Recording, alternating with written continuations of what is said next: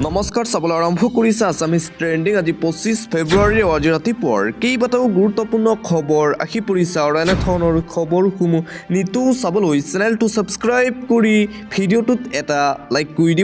দিবলৈ ৰাতিপুৱাৰ প্ৰথমটো ব্ৰেকিং নিউজ প্ৰধানমন্ত্ৰী নৰেন্দ্ৰ মোদীৰ উপস্থিতিত জুমুৰে গঢ়িলে বিশ্ব অভিলেখ অসমীয়াত ভাষণ আৰম্ভ কৰি অসমবাসীক সম্বোধন কৰিছিল প্ৰধানমন্ত্ৰী নৰেন্দ্ৰ মোদীয়ে জুমুৰে গঢ়িলে বিশ্ব অভিলেখ এই বৃহৎ আয়োজনৰ বাবে মুখ্যমন্ত্ৰী হিমন্ত বিশ্ব শৰ্মাক ধন্যবাদ প্ৰধানমন্ত্ৰী নৰেন্দ্ৰ মোদীৰ এটা সময়ত অসম উত্তৰ পূব উপেক্ষিত হৈ আছিল এতিয়া অসম উত্তৰ পূবৰ ব্ৰেণ্ড এম্বেছাডৰ মই নিজেই বাগিচাৰ গৰ্ভৱতী মহিলাক প্ৰদান কৰা হ'ব 15,000 টকা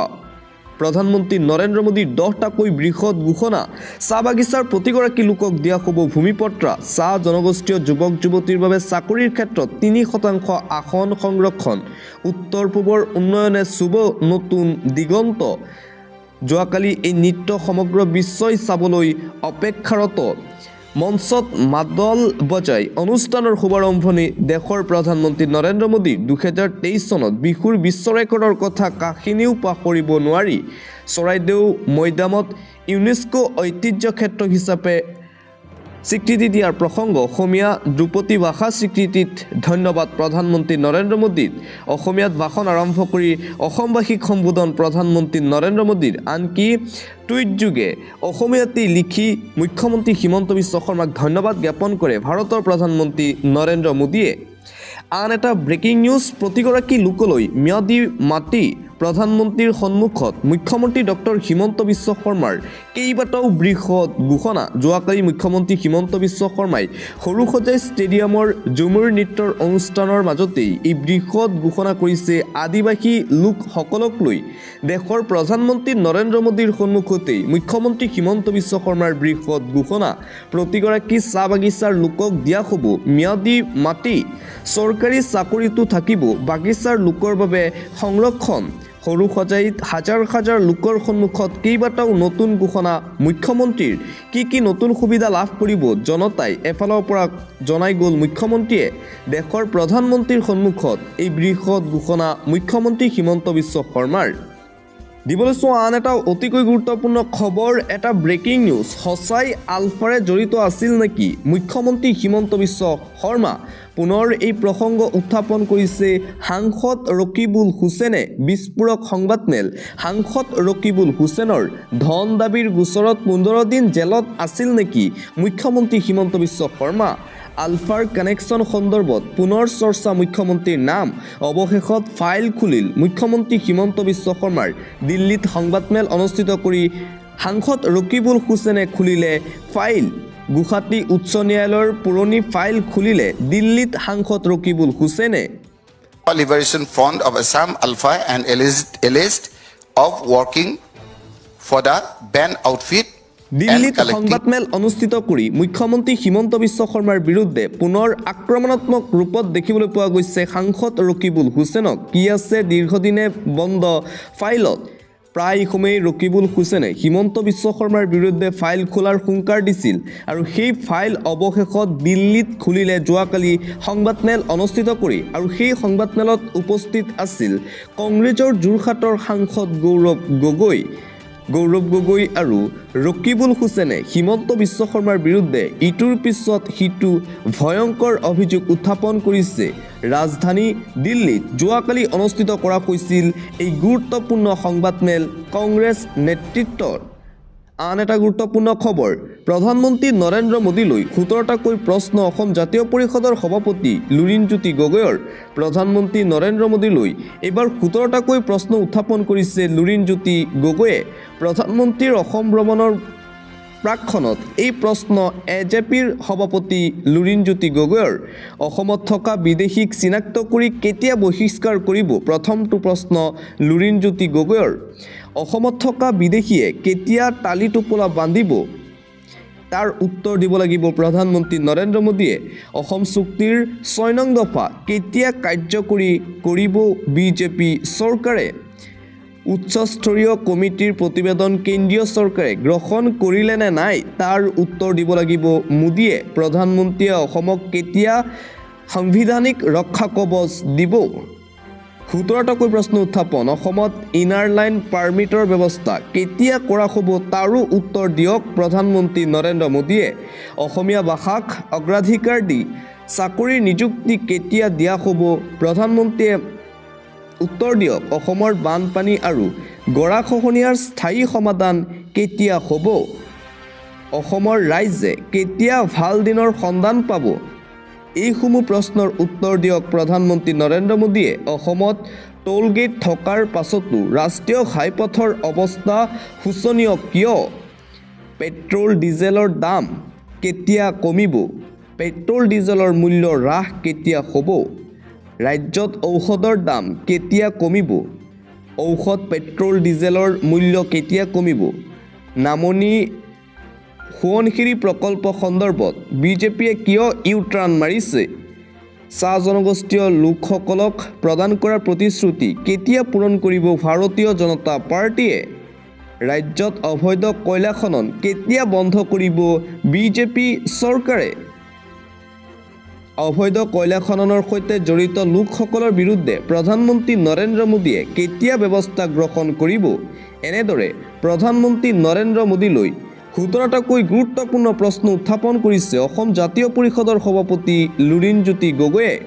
দিবলৈছোঁ আন এটা অতিকৈ গুৰুত্বপূৰ্ণ খবৰ। মুখ্যমন্ত্ৰী হিমন্ত বিশ্ব শৰ্মাই বিধায়ক অখিল গগৈৰ পত্নী গীতাশ্ৰী তামুলীৰ নিযুক্তিক লৈ যি কেলেংকাৰীৰ অভিযোগ উত্থাপন কৰিছিল, সেই কেলেংকাৰীৰ অভিযোগক লৈ পোনপ্ৰথমবাৰৰ বাবে নিজৰ প্ৰতিক্ৰিয়া প্ৰকাশ কৰিছে বিধায়ক অখিল গগৈৰ পত্নী গীতাশ্ৰী তামুলীয়ে। গীতাশ্ৰী তামুলীয়ে সামাজিক মাধ্যমযোগে এইদৰে লিখে,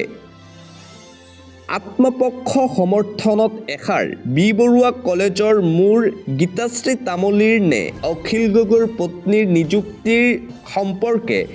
মাননীয় মুখ্যমন্ত্ৰীয়ে বিধানসভাত দাঙি ধৰা বক্তব্যৰ পাছত নিযুক্তিৰ সমগ্ৰ প্ৰক্ৰিয়াৰ তদন্ত বিচাৰি মই উচ্চ শিক্ষা বিভাগৰ সঞ্চালকৰ জৰিয়তে মাননীয় মুখ্যমন্ত্ৰী মহোদয়লৈ এক আবেদন পত্ৰ প্ৰেৰণ কৰিছোঁ। এই আবেদন পত্ৰৰ কোনো আনুষ্ঠানিক সঁহাৰি সুদত্তৰ নোপোৱা পৰ্যন্ত মই ধৈৰ্যৰে অপেক্ষা কৰিব লাগিব। এগৰাকী শিক্ষক বা সাধাৰণ চৰকাৰী কৰ্মচাৰী হিচাপে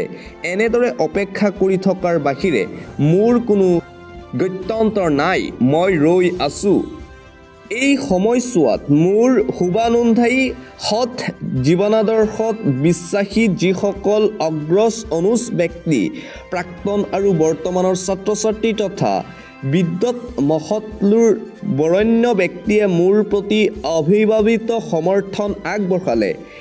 সেইসকলৰ প্ৰতি মোৰ অন্তৰৰ কৃতজ্ঞতা যাচিলোঁ। মই বিশ্বাস কৰোঁ যে বি বৰুৱা কলেজত নিযুক্তি পাবলৈ মই কোনো ধৰণৰ অসৎ আশ্ৰয় লোৱা নাছিলোঁ, যিহেতুকে স্বয়ং মুখ্যমন্ত্ৰী মহোদয়ে নিজে শিক্ষামন্ত্ৰী হৈ থকা কালৰ এই শিক্ষক নিযুক্তি সম্পৰ্কে অসন্তুষ্টি প্ৰকাশ কৰিছে। গতিকে এই যথোপযুক্ত তদন্ত নিশ্চয়কৈ লাগে। ময়ো জানিব বিচাৰোঁ 14 বছৰৰ পাছত অভিযোগ উত্থাপন হোৱা এই নিযুক্তিৰ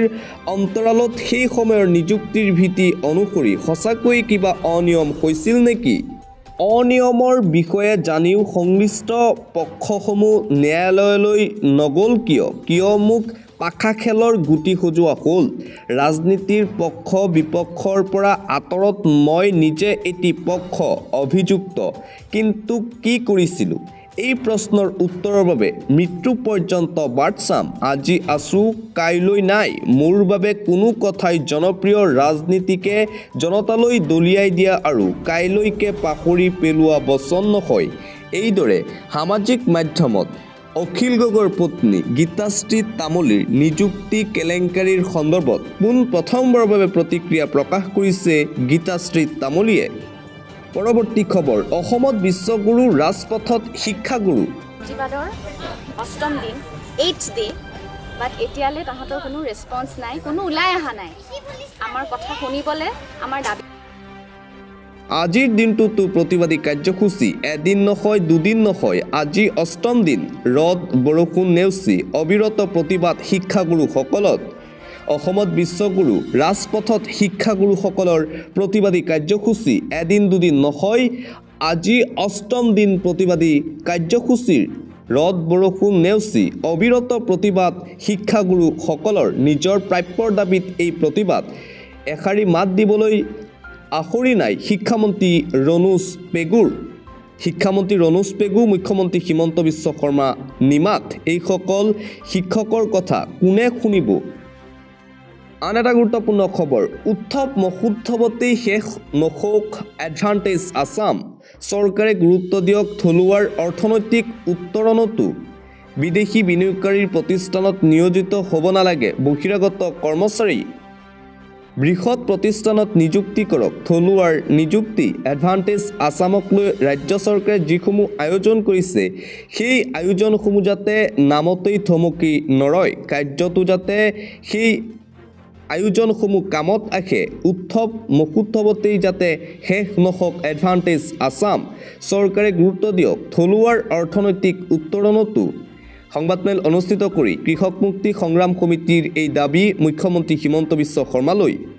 দিবলৈ চোৱা আন এটা গুৰুত্বপূৰ্ণ খবৰ মানুহ প্ৰতিপত্তিশালী বিত্তশালী হ'ব পাৰে কিন্তু এটা মুখৰ শব্দই মানুহ এজনৰ সভ্য অসভ্যৰ পৰিচয় দি দিয়ে বদৰুদ্দিন আজমল ডাঙৰীয়াই ডক্টৰ গীতাশ্ৰী তামুলীৰ বাবে কৰা মন্তব্যই সকলো মহিলাক অপমান কৰিলে এই মন্তব্যৰ বাবে ক্ষমা বিচাৰিলেও ক্ষমা নাই ভৱিষ্যতেও কোনেও নাপাহৰে এই মন্তব্যক ডক্টৰ গীতাশ্ৰী তামুলীৰ সন্দৰ্ভত প্ৰাক্তন সাংসদ তথা AIUDFৰ মুৰব্বী বদৰুদ্দিন আজমলে কৰা অপমানজনক মন্তব্যৰ প্ৰতিক্ৰিয়া সাহিত্যিক সাংবাদিক অনুৰাধা শৰ্মা পূজাৰীৰ আৰু আনপিনে অধ্যাপিকা গীতাশ্ৰী তামুলীক অশালীন মন্তব্য কৰা মৌলানা বদৰুদ্দিন আজমলক গ্ৰেপ্তাৰ কৰাৰ দাবী ছাত্ৰ মুক্তি সংগ্ৰাম সমিতিৰ নাৰীক অপমান কৰা বদৰুদ্দিন আজমলৰ বিৰুদ্ধে চৰকাৰে একশ্যন লৈ নিৰ্দেশনা দিয়ক চৰকাৰে একশ্যন লৈ নিদৰ্শন দেখুৱাবলৈ আহ্বান SMSSৰ সাধাৰণ সম্পাদক ৰাহুল চেত্ৰীৰ গীতাশ্ৰী তামুলীৰ সন্দৰ্ভত মৌলানা বদৰুদ্দিন আজমলে কৰা বক্তব্যৰ পিছতেই এতিয়া ৰাজ্যজুৰি তীব্ৰ প্ৰতিক্ৰিয়া দেখিবলৈ পোৱা গৈছে মৌলানা বদৰুদ্দিন আজমলৰ বিৰুদ্ধে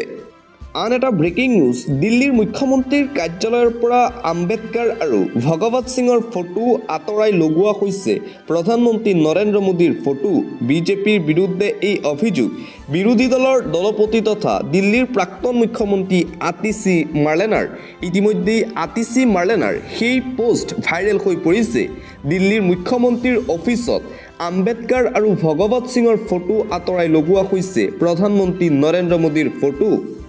আন এটা গুৰুত্বপূৰ্ণ খবৰ অৱশেষত ক্ষমা খুজিবলৈ বাধ্য হ'ল মৌলানা বদৰুদ্দিন আজমল গীতাশ্ৰী তামুলীৰ সন্দৰ্ভত মন্তব্য কৰাৰ পিছতেই এতিয়া ক্ষমা খুজিছে AIUDFৰ মুৰব্বী তথা ধুবুৰীৰ প্ৰাক্তন সাংসদ মৌলানা বদৰুদ্দিন আজমলে অখিল গগৈৰ পত্নী গীতাশ্ৰী তামুলীক ক্ষমা বিচাৰিলে বদৰুদ্দিন আজমলে মই কোনো কটাক্ষ কৰি কথা কোৱা নাছিলোঁ বুলি মন্তব্য আজমলৰ মই কাকো অসন্মান কৰা নাই মই গোটেই নাৰী সমাজক সন্মান কৰোঁ মই নাৰীক সন্মান কৰোঁ বুলি মন্তব্য প্ৰাক্তন সাংসদ বদৰুদ্দিন আজমলৰ আমাৰ কলেজত হাজাৰ হাজাৰ ছাত্ৰী পঢ়ে মই তেওঁলোকক সদায়েই সন্মান কৰোঁ বুলি মন্তব্য আজমলৰ মোৰ নিজৰ মা মোৰ নিজৰ ভনী মহিলা আছে মই কাকো অপমান কৰিবলৈ একো কথা কোৱা নাছিলোঁ যদি অখিল গগৈৰ পত্নীয়ে দুখ পাইছে তেন্তে মই ক্ষমা বিচাৰিছোঁ মই 10 বাৰ ক্ষমা বিচাৰিবলৈ লাজ নকৰোঁ যদি কোনোবাই দুখ পাইছে তেন্তে পাহৰি যাব লাগে মোৰ সেই বক্তব্য মৌলানা বদৰুদ্দিন আজমলৰ মন্তব্য দিবলৈ চোৱা আন্তঃৰাষ্ট্ৰীয় পৰ্যায়ৰ এটা গুৰুত্বপূৰ্ণ খবৰ বাংলাদেশৰ বায়ু সেনাৰ ঘাটিত ভয়ংকৰ আক্ৰমণ ইউনুছ চৰকাৰত লাগিছে এতিয়া হাহাকাৰ বাংলাদেশৰ বায়ু সেনাৰ ঘাটিত ভয়ংকৰ আক্ৰমণৰ ঘটনা বাংলাদেশৰ বায়ু সেনাৰ ঘাটিত আক্ৰমণৰ পাছতেই ইউনুছ চৰকাৰত হাহাকাৰ পৰিস্থিতি একাংশ দুৰ্বৃত্তই বাংলাদেশৰ বায়ু সেনাৰ ঘাটিত কৰিলে আক্ৰমণ ইউনুছ চৰকাৰৰ শাসনকালত বাংলাদেশত এয়াই প্ৰথমটো বৃহৎ আক্ৰমণ দুৰ্বৃত্তৰ আক্ৰমণত বৰ্তমানলৈকে এজন লোকৰ মৃত্যু হৈছে বুলি জানিব পৰা গৈছে বায়ু সেনাৰ ঘাটিত হঠাৎ গুলীবৰ্ষণৰ পাছতেই হাহাকাৰ বাংলাদেশৰ কক্সবাজাৰ বায়ুসেনাৰ ঘাটিত এই ভয়ংকৰ আক্ৰমণৰ ঘটনা বায়ুসেনাৰ জোৱান আৰু স্থানীয় লোকৰ মাজৰ সংঘৰ্ষৰ মাজতেই এই ভয়ংকৰ আক্ৰমণ বায়ুসেনাৰ ঘাটিৰ সমীপৰ অঞ্চলেই আছিল লাখ লাখ ৰোহিংগীয়া মুছলমানৰ শিবিৰ বাংলাদেশৰ বায়ুসেনাৰ ঘাটিত ভয়ংকৰ আক্ৰমণৰ ঘটনা সংঘটিত হৈছে দিবলৈ চোৱা আন এটা গুৰুত্বপূৰ্ণ খবৰ হজৰত মহম্মদক অপমান কৰিলেই গ্ৰেপ্তাৰৰ নিৰ্দেশনা কোনো লোকক ৰেহাই দিয়া নহ'ব হজৰত মহম্মদক অপমান কৰিলে কোনো লোক হাৰি যাব নোৱাৰিব এতিয়াৰে পৰা আদালতে দিলে গ্ৰেপ্তাৰ কৰাৰ নিৰ্দেশনা ইছলামক আঘাত সনা লোকৰ বিৰুদ্ধে কঠোৰ হৈ পৰিছে ন্যায়ালয় কোনেও ইছলাম আৰু হজৰত মহম্মদৰ বিৰুদ্ধে কৰিব নোৱাৰিব অপমানজনক মন্তব্য ইছলামক অপমান কৰা লোকক লগে লগে গ্ৰেপ্তাৰ কৰা হ'ব ইছলামৰ পৰা হিন্দু হোৱা জিতেন্দ্ৰ ত্যাগীৰ বিৰুদ্ধে উত্থাপিত হৈছিল এই অভিযোগক লৈ ন্যায়ালয়ত দাখিল কৰা হৈছিল গোচৰ অভিযুক্ত হাজিৰ নোপোৱাৰ বাবে আদালতে জাৰি কৰে এই কঠোৰ নিৰ্দেশনা জ্যেষ্ঠ আৰক্ষী বিষয়াৰ তৎপৰতাত গ্ৰেপ্তাৰৰ নিৰ্দেশ জিতেন্দ্ৰ ত্যাগীক শ্ৰীনগৰৰ আদালতে জাৰি কৰিলে গ্ৰেপ্তাৰী পৰোৱানা হজৰত মহম্মদক আৰু ইছলামক অপমান কৰিলে এতিয়াৰে পৰা কোনো এজন লোক হাৰি যাব নোৱাৰিব বুলি সকিয়নি ন্যায়ালয়ৰ পৰৱৰ্তী খবৰ চেম্পিয়নছ ট্ৰফিৰ পৰা আউট হ'ল পাকিস্তান চেম্পিয়নছ ট্ৰফি 2025ৰ ছেমিফাইনেলত প্ৰৱেশ কৰিছে ভাৰতীয় দলে প্ৰথম দল হিচাপে চেম্পিয়নছ ট্ৰফিৰ ছেমিফাইনেলত এণ্ট্ৰি কৰিছে টীম ইণ্ডিয়াই Pakistan out team India in ছেমিফাইনেলত আপুনিও জনাওক শুভেচ্ছা টীম ইণ্ডিয়াক চেম্পিয়নছ ট্ৰফি চলি আছে আৰু চেম্পিয়নছ ট্ৰফিৰ পৰা আয়োজক দেশ পাকিস্তান বাহিৰ হ'ল ছেমিফাইনেলৰ দৌৰৰ পৰা পাকিস্তানৰ লগতে বাহিৰ হ'ল বাংলাদেশ যোৱাকালি নিউজিলেণ্ডে বাংলাদেশক পৰাস্ত কৰাৰ পাছতে স্পষ্ট হ'ল ছেমিফাইনেলৰ ছবি গ্ৰুপ এৰ পৰা ভাৰতৰ লগতে নিউজিলেণ্ডো প্ৰৱেশ কৰিলে ছেমিফাইনেলত 2 মাৰ্চত নিউজিলেণ্ডৰ বিৰুদ্ধে ভাৰতৰ গ্ৰুপ ষ্টেজৰ শেষৰখন মেচ আন এটা আন্তঃৰাষ্ট্ৰীয় পৰ্যায়ৰ গুৰুত্বপূৰ্ণ খবৰ কানাডা ভাৰতৰ সংঘাতৰ পৰিণতি বিপদত লাখ লাখ ভাৰতীয় শিক্ষাৰ্থী ভাৰত চৰকাৰৰ সৈতে থকা সংঘাতৰ বাবে ভাৰতীয় মূলৰ ছাত্ৰ ছাত্ৰীৰ ওপৰত প্ৰতিশোধ ল'ব নেকি কানাডা চৰকাৰে অনুপ্ৰৱেশকাৰীৰ সন্দৰ্ভত থকা নিয়ম সলনি কৰিছে কানাডাৰ প্ৰধানমন্ত্ৰী জাষ্টিনে যাৰ ফলত বিপদত পৰিব পাৰে কানাডাত অস্থায়ীভাৱে থাকি অধ্যয়ন কৰা ভাৰতীয় শিক্ষাৰ্থীৰ চলিত বৰ্ষৰ 31 জানুৱাৰীৰ পৰা জাষ্টিন ট্ৰুডোৰ চৰকাৰে কানাডাত বলবৎ কৰিছে নতুন ইমিগ্ৰেশ্যন আইন ইলেক্ট্ৰনিক ভ্ৰমণৰ অনুমোদন ৱৰ্ক পাৰ্মিট আৰু অধ্যয়ন তথা অস্থায়ী বাসিন্দাৰ ক্ষেত্ৰত প্ৰযোজ্য এই নতুন নিয়ম অনুসৰি কানাডা চৰকাৰে প্ৰত্যাহাৰ কৰিব পাৰে অস্থায়ীভাৱে বসবাস কৰা লোকৰ ভিছা নতুন নিয়ম অনুসৰি এতিয়াৰে পৰা ভুল তথ্য প্ৰদান কৰা আৰু অপৰাধ কাৰ্যত জড়িত থকা বিদেশী মূলৰ নাগৰিকে এৰিব লাগিব কানাডা অধ্যয়ন সূত্ৰে কানাডাত থকা ভাৰতীয় ছাত্ৰ ছাত্ৰীৰ সংখ্যা প্ৰায় 4,27,000 কানাডাত থকা ভাৰতীয় মূলৰ ছাত্ৰ ছাত্ৰীৰ তথ্য প্ৰকাশ কৰিছিল কানাডা চৰকাৰে ইতিমধ্যেই ভিছা সন্দৰ্ভত ভাৰত আৰু কানাডাৰ মাজত হৈছে কাজিয়া যাৰ বাবে এতিয়া বিপদত পৰিছে ভাৰতীয় মূলৰ শিক্ষাৰ্থীসকল পৰৱৰ্তী খবৰ এতিয়াৰে পৰা যধে মধে কিনিব নোৱাৰিব মাটি কিনা বেচাক লৈ আহি গ'ল ডাঙৰ নিয়ম অসমত মাটি কিনা বেচাত আহি গ'ল নতুন নিয়ম মাটি বাৰী ক্ৰয় বিক্ৰয়ক লৈ মুখ্যমন্ত্ৰী হিমন্ত বিশ্ব শৰ্মাৰ ডাঙৰ মন্তব্য অসমৰ নিৰ্বাচিত ৰেভিনিউ ব্লকত 51ৰ আগত অহা লোকেহে মাটি কিনা বেচা কৰিব পাৰিব অসমৰ কিছু ব্লকত প্ৰযোজ্য হ'ব কিছু নতুন নিয়ম বিশেষ কিছু অঞ্চলত মাটি বাৰী ক্ৰয় বিক্ৰয়ত প্ৰযোজ্য হ'ব নতুন নিয়ম মুখ্য নগৰবোৰত অৱশ্যে এই নিয়ম প্ৰযোজ্য নহয় আছু আৰু চৰকাৰৰ আলোচনাত বিশেষ সিদ্ধান্ত গ্ৰহণ কৰা হৈছে এই নিয়ম কেৱল গ্ৰামাঞ্চলত আৰু নন মিউনিচিপেলিটি অঞ্চলত প্ৰযোজ্য এফালে নতুন নগৰৰ ক্ষেত্ৰত এই নিয়ম হোৱাটো বিচাৰে আছুৱে জনজাতীয় আৰু অনুসূচিত জাতিৰ বাবে প্ৰয়োজন নহয় প্ৰমাণপত্ৰ ইফালে শীঘ্ৰে অসমৰ চৰ অঞ্চলৰ ভূমিত হ'ব ছাৰ্ভে জাষ্টিছ বিপ্লৱ শৰ্মা কমিটিৰ প্ৰতিবেদন অনুসৰি হ'ব এই জৰীপ এতিয়াৰে পৰা যথে মথে কিনিব নোৱাৰিব মাটি বিক্ৰী কৰিব নোৱাৰিব মাটি পৰৱৰ্তী খবৰ ইছলাম ধৰ্মাৱলম্বী লোকসকলৰ বাবে এটা গুৰুত্বপূৰ্ণ খবৰ কোনখন দেশত আটাইতকৈ দীঘলীয়া আৰু কোনখন দেশত আটাইতকৈ চুটি ৰোজা হ'ব এইবাৰ চাওক ভাৰত মধ্যপ্ৰাচ্যত ৰোজাৰ সময় 14ৰ পৰা 15 ঘণ্টা ইছলাম ধৰ্মাৱলম্বী লোকসকললৈ এটা গুৰুত্বপূৰ্ণ খবৰ এই মুহূৰ্তত জনাবলৈ চেষ্টা কৰিছোঁ। সমাগত ৰমজান মাহ কোনখন দেশত আটাইতকৈ দীঘলীয়া হ'ব ৰোজা আৰু কোনখন দেশত হ'ব আটাইতকৈ চুটি ৰোজা। ৰমজান 2025ৰ বাবে সাজু হৈছে কোটি কোটি মুছলমান লোক। বিশ্বৰ প্ৰতিখন মুছলমান দেশ সাজু হৈছে ৰমজানৰ ৰোজাৰ বাবে। ইয়াৰ মাজতে চৰ্চালৈ ৰাখিছে আটাইতকৈ দীঘলীয়া আৰু আটাইতকৈ চুটি ৰোজাৰ দেশৰ নাম। ৰমজান মাহ আৰম্ভ হ'বলৈ ওলাইছে আৰু এই মাহত মুছলমানসকলে ৰাখে ৰোজা, আল্লাহৰ ওচৰত দোৱা কৰে। ইছলাম ধৰ্মাৱলম্বী লোকসকলে সূৰ্যোদয় আৰু সূৰ্যাস্তৰ সময়ৰ ওপৰত নিৰ্ভৰ কৰে ৰোজাৰ সময়। সেইবাবেই কিছুমান দেশত ৰোজাৰ ম্যাদ দীঘলীয়া হয়, আনহাতে আন কিছুমান দেশত হয় চুটি। মুছলমানসকলে ৰমজানৰ সময়ত 30 দিন ৰাখে ৰোজা। কেৱল সীমিত সময়ৰ পৰ্যায়তহে খাব আৰু পান কৰিব মুছলমানসকলে। এফালে সকলো ঠাইতেই ৰোজাৰ সময়ত পাৰ্থক্য আছে। বহু ঠাইত মুছলমানসকলে 12 ঘণ্টা ৰাখে ৰোজা, আনহাতে কিছুমান ঠাইত 18 পৰা 19 ঘণ্টালৈ ৰাখে ৰোজা। সাধাৰণতে ৰোজা ৰখাৰ সময় প্ৰায় 14ৰ পৰা 15 ঘণ্টা। কোনখন দেশৰ আটাইতকৈ দীঘল আৰু কম উপবাসৰ ম্যাদ আছে চাওঁ আহক। আটাইতকৈ দীঘলীয়া উপবাস এই দেশবোৰত হ'ব। গ্ৰীণলেণ্ড এইবাৰ 18 ঘণ্টাতকৈও অধিক হ'ব ৰোজাৰ সময়। ইয়াৰ উপৰিও আইচলেণ্ড, স্কটলেণ্ড, ইউকেত 16ৰ পৰা 18 ঘণ্টালৈ হ'ব ৰোজাৰ সময়। এফালে ভাৰত, মধ্যপ্ৰাচ্য আৰু অন্যান্য দেশসমূহত ৰোজাৰ সময় 14ৰ পৰা 15 ঘণ্টা হ'ব। আটাইতকৈ চুটি ৰোজা হ'ব ব্ৰাজিলত। 12ৰ পৰা 13 ঘণ্টাৰ ভিতৰত হ'ব ব্ৰাজিলৰ ৰোজা।